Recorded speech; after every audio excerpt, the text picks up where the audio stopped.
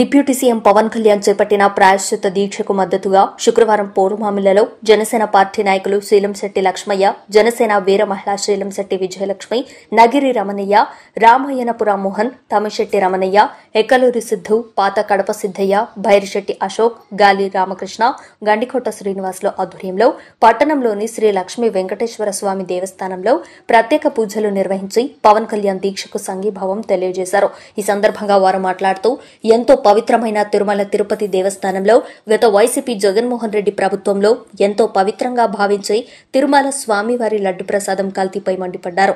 కోట్లాది మంది భారతీయుల మనోభావాలను దెబ్బతీసే విధంగా లడ్డు ప్రసాదం జంతువుల కొవ్వులతో తయారీ దారుణమన్నారు. ఆ తప్పును కప్పిపుచ్చేందుకు వైసీపీ నాయకుడు నాని వ్యాఖ్యలు సరికావని, ఇటువంటి లీడర్లను ఆంధ్రప్రదేశ్లో ఎక్కడ కనపడినా తరిమి కొడతామని హెచ్చరించారు. తప్పు చేసిన వారు ఎవరైనా సరే తక్షణమే విచారణ చేపట్టి వారికి కఠినంగా శిక్ష పడాలని కోరారు. అందులో కొంతమంది వ్యాఖ్యలు చేస్తున్నారు.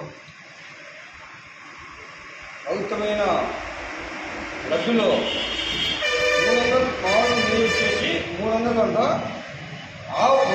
పంది పువ్వు వచ్చేసి 1400 అంట.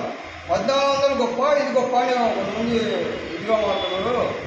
అరే బాబు, 1400 అయినా 1500 అయినా 12 300 బెస్ట్, కానీ 1400 1500 పెట్టి పంది పువ్వు, ఆవు మాంసం, ఆవు పువ్వు ఎన్నికేయడం అనేది ఇది మనోభావాలు దెబ్బతీసే విధంగా ఉంటుంది. కానీ అసలు మీకు ఈ సలహాదారులు, డ్యూటీ అధికారులకు వీళ్ళందరినీ వెంటనే చర్యలు తీసుకొని ఇంకా కఠినమైన చర్యలు తీసుకోవాలని మేము అందరూ కోరుకుంటున్నాం. అంటే గొడవలు నాని తిరిగి వీళ్ళందరూ చాలా వ్యాఖ్యలు చేస్తున్నారు.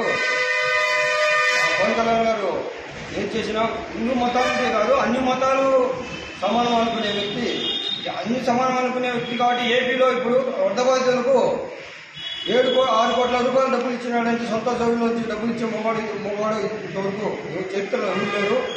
కానీ 6 కోట్ల డబ్బులు అని ఒక కులానికి పోదు కదా, ఒక మతానికి పోదు కదా. అన్ని మతాలకు సమానంగా 7 కోట్ల రూపాయలు, అటు ఏపీకి 7 కోట్లు 6 కోట్లు ఇచ్చాడు.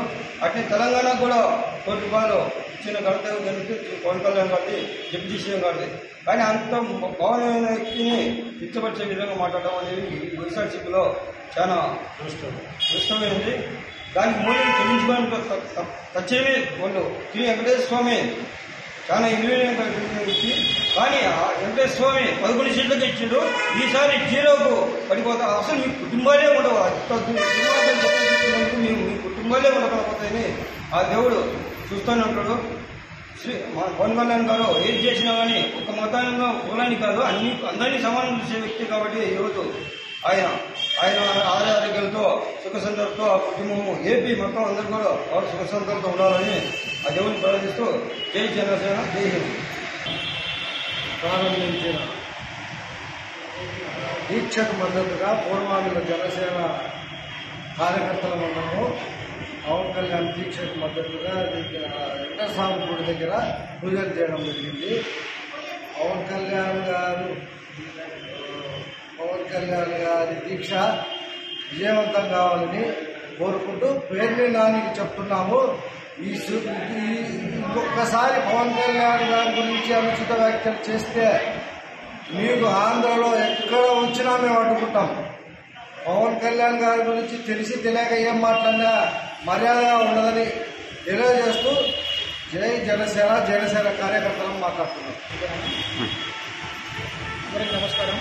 పూర్వవల్ల జనసేన పార్టీ నుంచి గత వైసీపీ ప్రభుత్వంలో తిరుమలను అప్రతిష్ట పాలు చేసినందుకు జగన్మోహన్ రెడ్డి సర్కారు, అలాగే అత్యంత పవిత్రమైన తిరుమల లడ్డును అపవిత్రం చేసినందుకు ఈ నెలలో డిప్యూటీ సీఎం జనసేన అధినేత శ్రీ పవన్ కళ్యాణ్ గారు ప్రాచుర్య దీక్ష చేపట్టారు.